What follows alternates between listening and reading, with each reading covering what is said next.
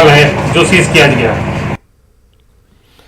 किसान लीडर राकेश टिकैत ने किसानों के जरिए कोरोना फैलाने के इल्जाम को बेबुनियाद बताया। इन्होंने कहा कि कोरोना के दौरान इंतखाबात मुनक्किद कराए गए और इसकी वजह से कोरोना मामलात में इजाफा हुआ। इसका इल्जाम किसानों पर डालने की साजिश हो रही है।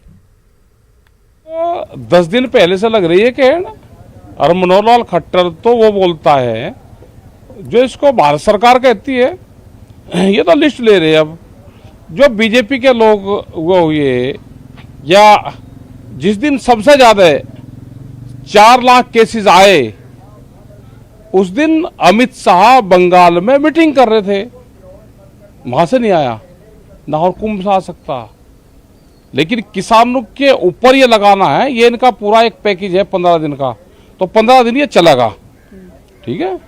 और अगर बीमारी कोई है तो बीमारी का इलाज अस्पताल है और किसान का पार्लियामेंट है, तो दोनों के तो रास्ते अलग अलग हैं। पूरे देश भर में हो रहा है। हम इनसे ये पूछना चाहते हैं कि देश में बीमारी बढ़ी है या कानून बढ़े हैं।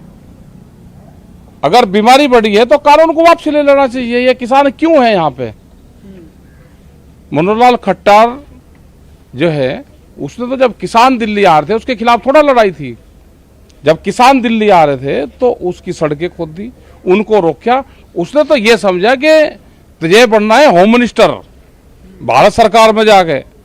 उसके तो वो है मुख्यमंत्री से उसका मन छक लिया, इसीलिए उसका विरोध हो रहा है।